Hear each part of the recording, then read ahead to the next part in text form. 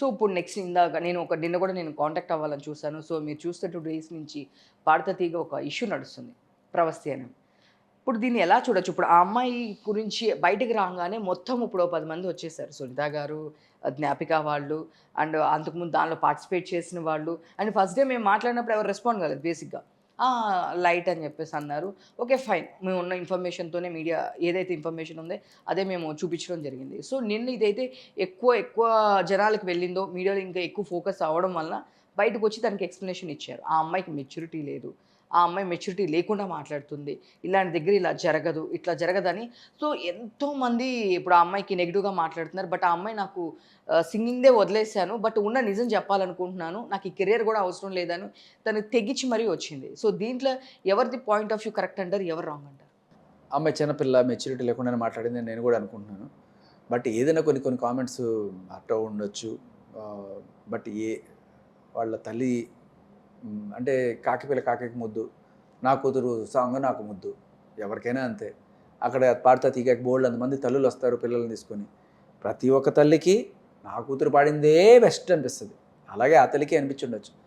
కానీ నిజంగా మీరు ఒపీనియన్ తీసుకోవాలనుకుంటే జడ్జెస్ ఒపీనియన్ కావచ్చు, పబ్లిక్ ఒపీనియన్ కావచ్చు, ఇవన్నీ కూడా తీసుకెళ్ళాలి. అంతేగాని నా కూతురికి అన్యాయం మీ కూతురిని సెలెక్ట్ చేయకపోతే ఇంకా ఇదేనా? తప్పు కదా! నేనేమంటానంటే ఓటమిని తీసుకునే స్పిరిట్ ఉండాలి. గెలుపైనా, ఓటమైనా సరే. జర్నీ అనేది ఇంపార్టెంట్. గెలుపు, ఓటములు దేవుడికి వదిలేసేయండి. అంతే మీరు చేయాల్సనుకుంది మీరు చేయండి పద్ధతిగా. ఆళ్ళని అట్లా అన్నారు, వీళ్ళని ఇట్లా అన్నారు. ఇవన్నీ కూడా మీరు చెప్తే ఏమనిపిస్తుందంటే కుంటి సాకులు అనిపిస్తది. అంటే ఇప్పుడు 'కీరవాణి' గారు గాని, 'చంద్రబోస్' గారు గాని, 'సునీత' గారు గాని వీళ్ళందరూ గూడా అవన్నీ ఫేస్ చేసి మేము హర్డల్స్ ఫేస్ చేసి ఇక్కడి వరకు వచ్చాము. సో, ఎవరు చాలామంది ఇప్పుడు మాట్లాడినోళ్ళు గూడా వాళ్ళేం చెప్తున్నారు అంటే, 'లిప్స్' అని ఒక సింగర్ రియాక్ట్ అయ్యారు. నేను దానిలో విన్నర్ అయిన తర్వాత 5 సంవత్సరాలు నాకు ఎలాంటి ఛాన్సెస్ లేవు. నేను బయట ఏదో చేసుకుంటూ నన్ను నేను ఇంప్రూవ్ చేసుకున్నాక నన్ను పిలిచారు. నన్ను అలా నువ్వు ఇంప్రూవ్ చేసుకోవాలి తప్ప ఇంకొకళ్ళ మీద చెప్పడం వలన ఇప్పుడు అదృష్టం అంతటితో ఆపింది. నన్ను వాళ్ళు రమ్మన్నారు, గెస్ట్ హౌస్‌కి రమ్మన్నారు. ఇటువంటి మాటలు ఇంకా చెప్పలా. ఇంక ఇలాంటివి చెప్పుంటే ఇంకా దరిద్రంగా ఉండేది. చాలా దరిద్రంగా ఉండేది. చేపట్టుకొని లాగారు అనేది దాని వరకే ఆగిపోయారు. నేను ఒకటే అడుగుతానమ్మా. నీ దగ్గరే టాలెంట్ ఉంటే ఏ గెస్ట్ హౌస్‌కి ఎళ్ళక్కర్లా, ఏ ఎక్స్‌పోజింగ్‌లు చేయక్కర్లా. నీ నీ నీ ఆవకాయలో రుచుంటే నువ్వు ఏ ఎక్స్‌పోజింగ్‌లు చేయక్కర్లా. నీ ఆవకాయ నీ బ్రాండ్ అంబాసిడర్. నీ దగ్గర లేకపోతేనే ఇటువంటివన్నీ కావాల్సొస్తాయి. సో, అంటే ఇప్పుడు చూస్తే ఆ అమ్మాయి ఏమంటుందంటే, నేను 'సూపర్ సింగర్‌లో విన్నర్‌ని. సో, నేనిక్కడికొచ్చాను.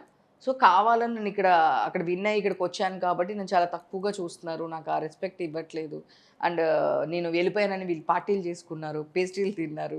లేదు అంటే చరణ్ గారు మా అమ్మని సునీత గారు మా అమ్మని అవమానించారు. దయచేయండి అని చెప్పి సంబోధించారు. ఇట్లా తను చెప్పే రీజన్స్ అన్నీ ఎట్లా ఉన్నాయంటే, ఇప్పుడు ఒక అమ్మాయి ఇప్పటి వరకు పాడుతా తీయగా అంటే ఎస్‌పీబీ గారిది బ్రాండ్. సో, ఫ్యామిలీ అందరూ కలిసి కూర్చొని చూసే షో. సో, ఇప్పుడు ఇంకొక అమ్మాయిని అంటే చాలామంది ఇప్పుడు అందరూ ఇదివరకు స్టడీ అని చెప్పి ప్రెషర్ పెట్టేవాళ్ళు. బట్ ఇప్పుడు పిల్లలకి వచ్చి సపోర్ట్ చేస్తున్నారు. వాళ్ళకి ఏదంటే ఇంట్రెస్ట్ ఉంటే అది చేపుచ్చాలి. ఆల్టర్‌నేటివ్ డెఫినిట్‌గా స్టడీతో పాటు ఇంకోటి పేరెంట్స్ ఇంతకు ముందులా లేరు. చాలా వరకు చేంజ్ వచ్చింది. సో, ఇంత ఫ్యామిలీ షో, ఇలాంటి షో ఈటీవీ అంటేనే ఒక ఫ్యామిలీ బ్రాండ్ షో. ఫ్యామిలీ అందరూ కూర్చునే షో. ఇలాంటి షోస్‌లోనే ఆ అమ్మాయి ఇలా చెప్పిందంటే రేపొద్దున ఎంతమంది అమ్మో! ఇక్కడ ఇలా జరుగుతుందని ఎంతమంది వాళ్ళ పిల్లల్ని అంటే వాళ్ళకున్న ఆశలు బయటికి రాకుండా ఉండిపోతారు గదా! అది ఎంత ఎఫెక్ట్ అయితదంటారు? ఖచ్చితంగా ప్రతి పేరెంట్ నేర్పించాల్సింది ఏంటంటే పిల్లలకి see everybody is not a born winner. And అలాగే కొన్ని సార్లు అటు ఇటు అవుతుంటాయి. గెలవాల్సిన మ్యాచ్ మనం ఓడిపోవచ్చు, ఓడిపోవాల్సిన మ్యాచ్ గెలవచ్చు. అన్నీ జరుగుతుంటాయి లైఫ్‌లో. బట్ గెలుపోటముల్ని తీసుకునే ధైర్యం నువ్వు నేర్పించకపోతే చాలా సార్లు పిల్లలు చిన్న చిన్న వాటికి కూడా ఆత్మహత్యలు చేసుకుంటారు. ఫోన్ ఇవ్వలేదని సూసైడ్ చేసుకుంది. ఎస్పెషల్లీ ఓటమిని తట్టుకోవడం నువ్వు నేర్పించకపోతే ఆత్మహత్యలకు కూడా దారితీస్తుంది. ఇది చాలా డేంజరస్ సిట్యుయేషన్. ఈ కొన్ని సార్లు అంటే జెనెటిక్‌గా కూడా వస్తది ఇది. తల్లిని ఎంకరేజ్ చేయకూడదు. ఓకే. ఓడిపోయావు ఇంకా బెటర్‌గా ట్రై చేద్దాం. ఓడిపోతే this is not the end of the world. పాడుతా తీయగా ఒక్కటైనా బోలెడు ప్లాట్‌ఫార్మ్స్ ఉన్నాయి. ఇండియన్ ఐడల్ ఉంది, బోలెడున్నాయి. అండ్ ఏ ఎదవ చెప్పాడమ్మా ఎక్స్‌పోజింగ్ చేస్తేనే ఇది వస్తుంది. మగాడు ఏం ఎక్స్‌పోజింగ్ చేసి వాడు విన్నర్ అవుతున్నాడు? ఈ మగాడు అందరూ కూడా ఇట్ట ఎత్తుకొని వస్తున్నాడా?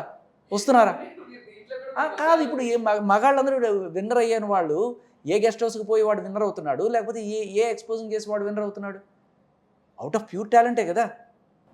మరి ఎక్స్పోజింగ్ చేయమన్నారు అంటే అవసరం లేదు. నీ దగ్గర దమ్ము ఉంటే ఈ ప్లాట్ఫామ్ కాకపోతే ఇంకొక ప్లాట్ఫామ్.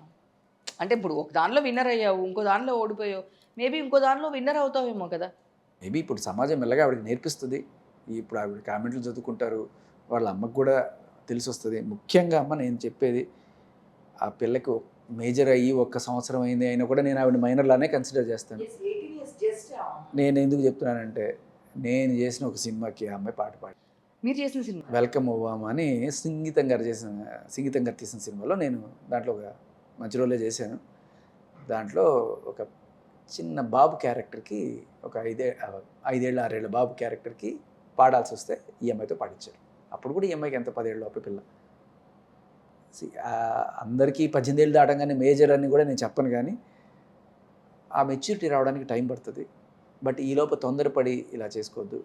నాకు తెలిసి ఎప్పటికీ కూడా జరిగిన డ్యామేజ్ ఏదైనా సరే అది పాడుతా తీయగా, నువ్వేమో పరువు తీయగా జడ్జెస్ తట్టుకున్నారు. నేను ఇంకా చిన్నపిల్లగానే చూస్తున్నారు. నాకు తెలిసి వాళ్ళు క్షమిస్తారు.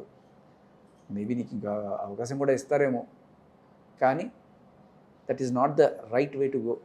నేను ఓడిపోతే వాడి వాళ్ళు ఓడిపోయా, వీడి వాళ్ళు ఓడిపోయా, నేను గెలిస్తే అంతా నా క్రెడిటే, అంతే కదా. సో దాన్ని ఏమంటారు, ఓడ దాటే వరకు ఓడ మల్లన్న, ఓడ దాటిన తర్వాత బోడి మల్లన్న అనే ఒక సామెత ఉంది. మనం ఇది చాలా చోట్ల చూసాం, ఇవిడే కాదు. జానీ మాస్టర్ కేసు తీసుకోండి.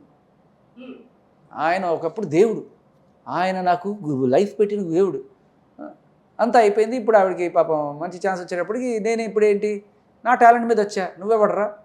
ఎస్, ఇప్పుడు అదే పాయింట్ నేను కూడా అంటున్నాను. అది నా టాలెంట్ అని చెప్పేసి అంటారు. అంటే గెలిస్తే మన టాలెంట్, అది ఓడిపోతే ఆయన వాళ్ళు ఓడిపోయాం. నీ గెలుపుకి నీ ఓటమికి నువ్వే కారణం, అంతే తప్ప ఇంకేమీ కాదు. లేకపోతే ఒక పని చేయండి, ఆ ఊరి మాతను పిలిచి ఒక యాగం ఏదైనా చెప్పించుకోండి, అన్నీ కలిసి వస్తాయి. లేకపోతే వేణుస్వామి దగ్గర ఒక ఉంగరం ఏమైనా తీసుకొని పెట్టుకోమనండి.